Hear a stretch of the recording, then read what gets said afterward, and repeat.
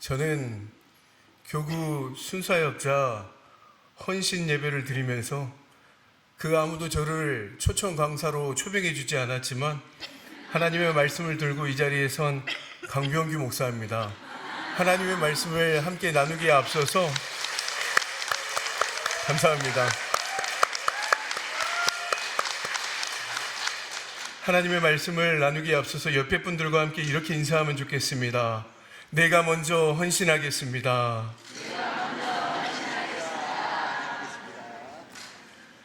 예, 인사를 한 번 하면 조금 아쉬우니까 한 번 더 인사하는데 저를 따라서 인사합시다. 나는 하면 하는 사람입니다.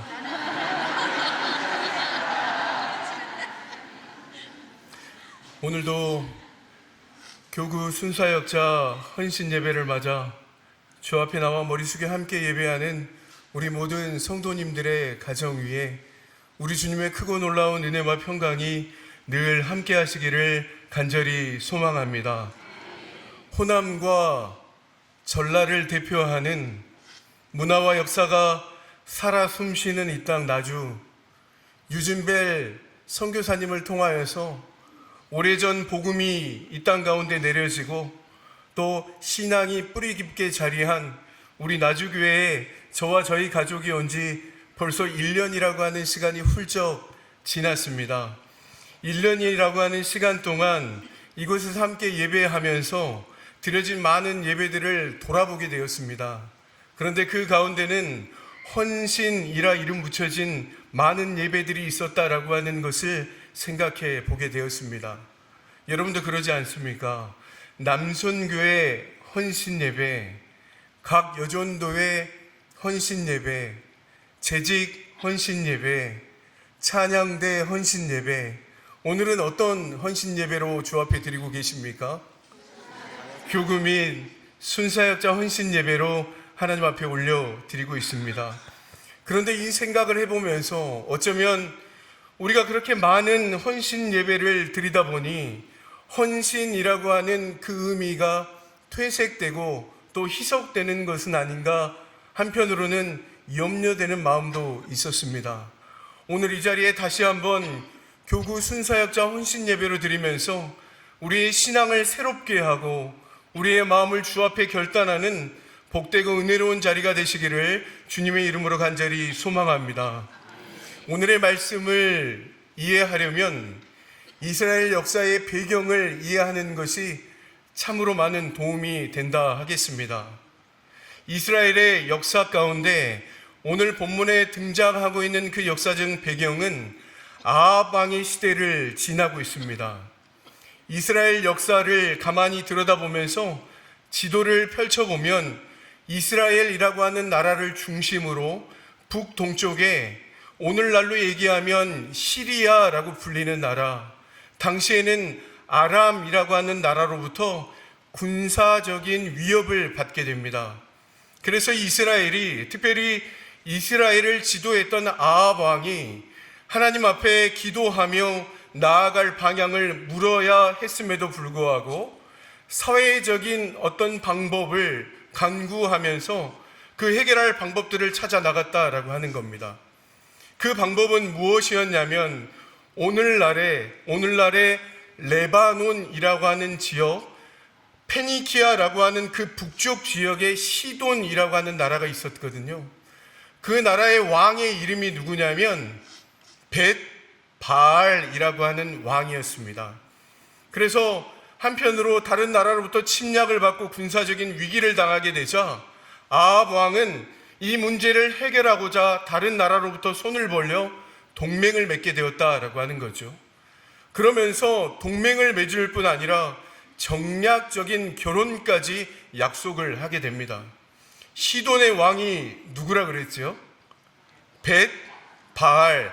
벳 바알이라고 하는 그 이름의 뜻은요, 바알과 함께라고 하는 뜻입니다.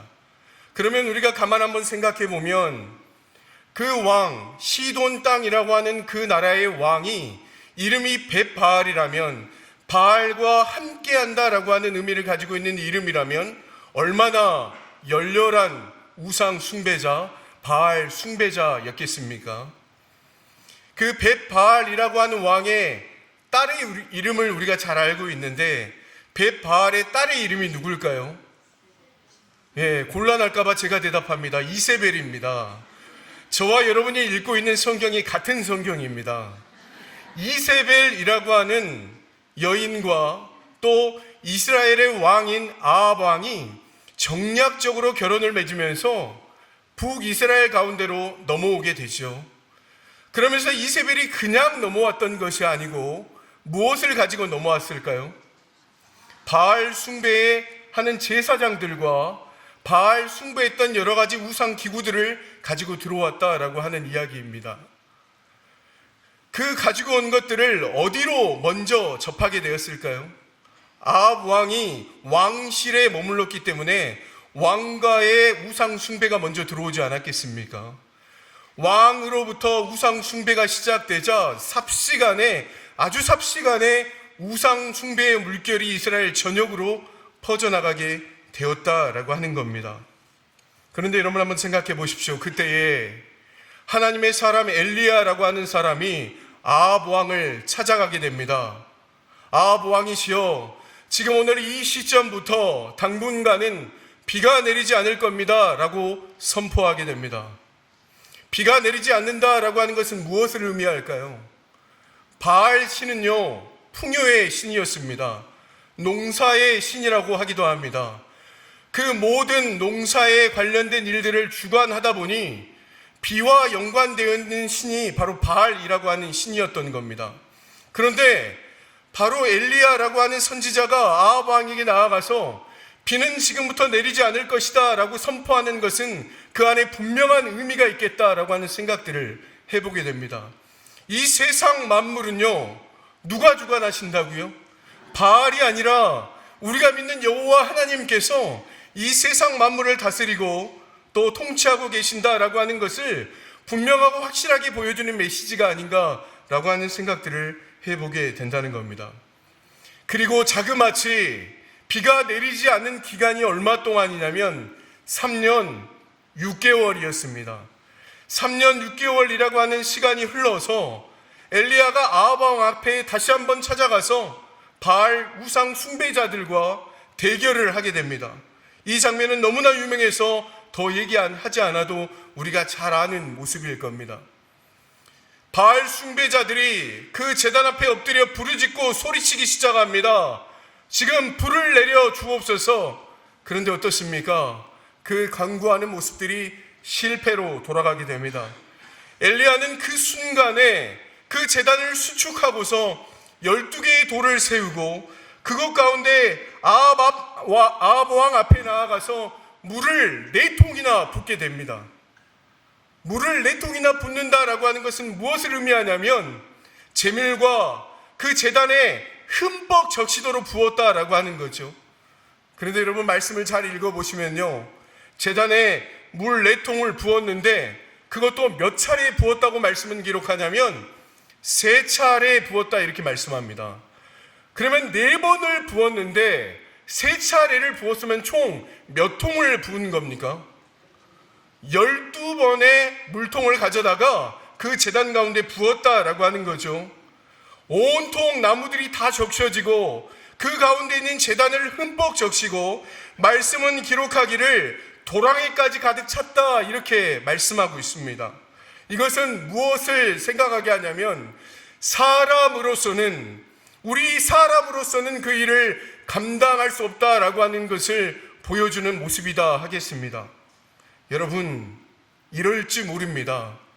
우리가 신앙생활할 때도 마찬가지인데 이런 상황 가운데 엘리야가 기도했던 이 불이 임하게 되면 바알 제사장과 그를 따르는 사람들이 뭐라고 얘기하겠습니까? 하나님 앞에 기도하는 척하면서 그가 불씨를 던지더라 라고 하는 말들을 할 수 있지 않겠습니까?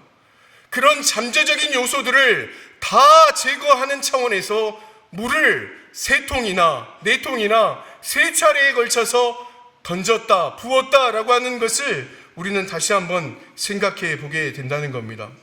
그리고 엘리야는 살아계신 여호와 앞에 이렇게 기도합니다.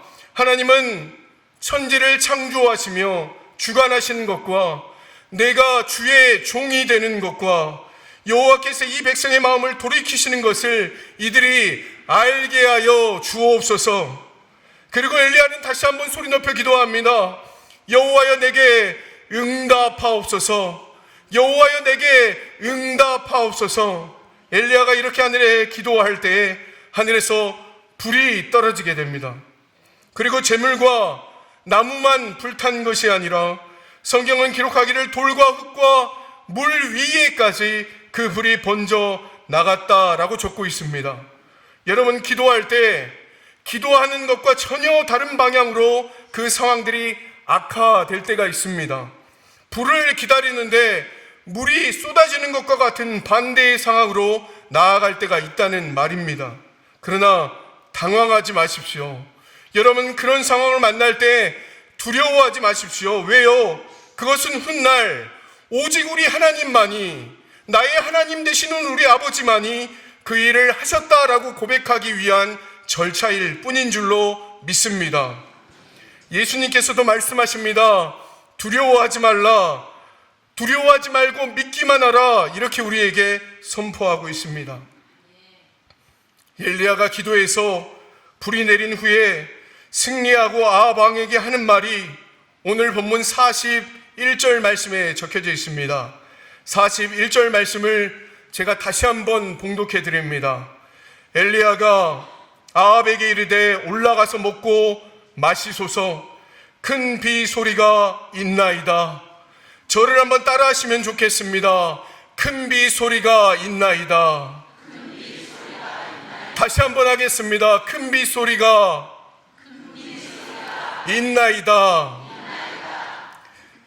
중국의 춘추 전국시대에 편작이라고 하는 명의가 있었습니다. 어느 날 위나라 왕이 편작을 불러서 당신은 삼형제라고 내가 들었어. 그런데 그 삼형제가 모두 의원이라는 얘기를 들었는데 삼형제 가운데 누가 가장 뛰어납니까? 라고 질문을 합니다. 그때 편작이 이렇게 대답합니다. 저희 큰 형님 우술이 가장 뛰어나고 둘째 형님이 그 다음이고 제가 제일 부족합니다. 그러자 왕이 다시 묻습니다. 그런데 어찌된 일인지 당신의 이름이 가장 유명하고 알려지게 되었습니까? 그때 편작이 다시 이렇게 대답합니다.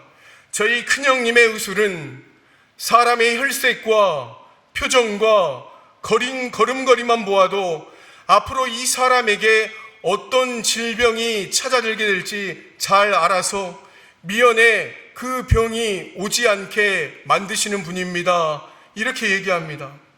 그리고 둘째 형님의 의술은 아주 작은 질병에 걸려서 증세가 나타나도 그것만 보고도 그 병세가 더욱 깊어지지 않도록, 그 병세가 더 커지지 않도록 잘 대처하고 치료를 해줍니다.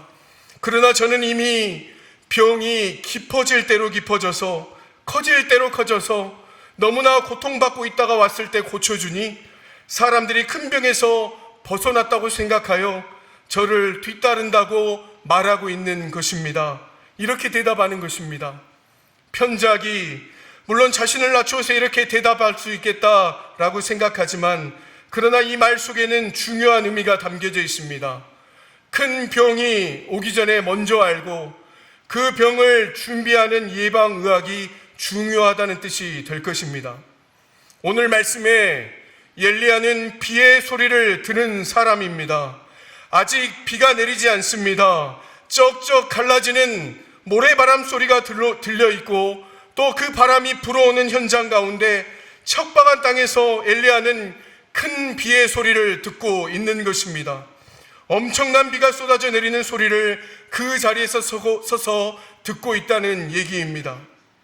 비가 올 때 기뻐하고 춤출 수 있는 것, 그것은 누구나 다 할 수 있는 것 아니겠습니까? 그러나 모래바람만이 있는 그 땅에서 큰 비 소리를 듣는 사람이 기도하는 사람, 헌신할 수 있는 준비가 되어 있는 사람인 줄 믿습니다.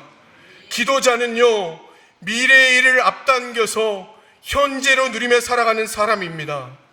깨어서 기도하는 자, 마음을 구하는 자에게는 하늘의 비밀을 가르쳐 주실 줄 믿습니다. 7년의 흉년, 7년의 풍년, 국가적인 재난을 만나고 그러나 그 나라를 구할 수 있는 아무런 사람도 등장하지 않고, 하지만 하나님께서는 예지적인 꿈을 통하여서 이 엄청난 재난이 오고 있음을 요셉에게 보여주었고, 애굽이라고 하는 땅 가운데 완전한 역사적 수레바퀴를 변화시킬 기대를 가지고 계셨습니다. 여러분 한번 생각해 보시기를 바랍니다. 애굽에 전문가가 없어서도 아닙니다. 이것을 준비할 경제적인 여유가 없어서도 아닙니다. 수많은 사람들과 재정적인 부분들이 뒷받침되어 있지만 이 일을 대비하지 못했습니다. 오직 감옥에 있었던 30살 정도 된 요셉만이 하나님의 미래의 모습들을 보여줄 때 그것을 읽어낼 수 있는 눈이 있었고, 이 재난을 극복할 재건 프로젝트뿐 아니라 비상대책까지 다 제시할 수 있는 해안을 가지고 통찰력을 가지고 있었다라고 하는 말씀입니다. 어떻게 그럴 수 있었습니까? 요셉은 이미 다가올 큰 비의 소리를 듣고 본 사람이기 때문이었습니다. 국가 지도자의 잘못된 판단이 오늘날 이 나라를 얼마나 절망 가운데 빠뜨리고 있습니까? 큰 비의 소리를 들을 수 있는 귀, 그 음성을 듣는 자들이 바로 오늘 현신을 결단하는 교구 순사역자들, 또 함께 예배하는 나중에 모든 성도님인 줄 믿습니다. 여러분에게 큰 비의 소리가 들을 수 있는 영적인 민감함을 부어주시기를 간절히 소망합니다. 여러분, 비의 소리를 들은 사람은 언제까지 기도하겠습니까? 언제까지 기도하냐면 바로 비가 올 때까지 기도하는 사람입니다. 부흥의 소리를 들은 사람은 언제까지 기도합니까? 부흥이 올 때까지 기도합니다. 엘리야가 사환을 7차례나 지중해로 보냅니다. 그 사환에게 묻기를 비구름이 보이느냐? 아직 보이지 않습니다. 또 다녀오면 묻습니다. 비구름이 보이느냐? 보이지 않습니다. 이렇게 묻기를 언제까지 하는 것입니까? 비가 올 때까지 하는 줄 믿습니다. 그는 비의 소리를 들었기 때문입니다. 가까이 지내는 목사님의 아들이 친구 집에 있었던 일을 저에게 건네주는데 참으로 많은 생각을 하게 되었던 이야기입니다. 하루는 병아리를 부화시키고 싶어서 아들이 병아리를 학교 문방구 앞에서 사왔다고 합니다. 그런데 얼마 지나자 병아리가 쉽게 죽고 말았습니다. 그런데 아버지 목사님께 이런 부탁을 하는 겁니다. 아버지, 제가 계란을 사다가 부화하는 것을 보고 싶습니다. 그래서 아버지가 그 이야기를 듣고서 뭘 하기 시작했냐면 인터넷으로 계란 부화하기를 검색하기 시작했습니다. 오늘날 참으로 좋은 세상을 우리가 살아가고 있는 것 같습니다. 부화기가 있을까요, 없을까요? 중고나라에서 부화기를 샀답니다. 그런데 그 부화기에 계란 3알을 담을 수 있는 부화기였답니다. 여러분, 질문을 하나 해보죠. 이거는 상식이니까 여러분이 아셔야 합니다. 달걀을 품고 며칠 동안 있으면 그 생명이 깨어나서 병아리가 되겠습니까? 네, 맞습니다. 21일입니다. 그래서 아버지 되는 목사님이 마트에서 유정란을 사다가, 풀무땡이라고 하는 유정란을 사다가 그 부화기에 넣었답니다. 그래서 1시간이 지나고 쳐다보고 1시간이 지나고 쳐다보았답니다. 변화가 있을까요, 없을까요? 부화기가 얼마나 좋은지 물만 넣으면 습도를 맞춰주고요, 타이머만 맞추면 온도를 조절해 줍니다. 아이들이 신이 났습니다. 학교만 다녀오면 거기에 눈을 떼지 못하는 겁니다. 그런데 아이들의 특징이 있죠. 오래 바라보고 있을 수 있을까요, 없을까요? 딱 5분 정도만 바라보고 자기 할 일 한답니다. 그래서 학교를 다녀와서 쳐다보고, 학교를 와서 쳐다보고, 그런데 아이만 궁금할까요? 예, 그것을 준비하고 있는 목사님도 이제 신기하기 시작합니다. 시간이 되면 이 달걀이 굴러지기도 하고 온도도 맞춰지기도 하고 습도도 맞는데 이게 과연 반숙이 되어지는 것인지 알이 깨어서 병아리가 되는 것인지 궁금하기 시작했답니다. 그래서 아이들이 없는 틈을 타서 부화기를 열어서 한번 계란을 들어서 불에 비추어 보았습니다.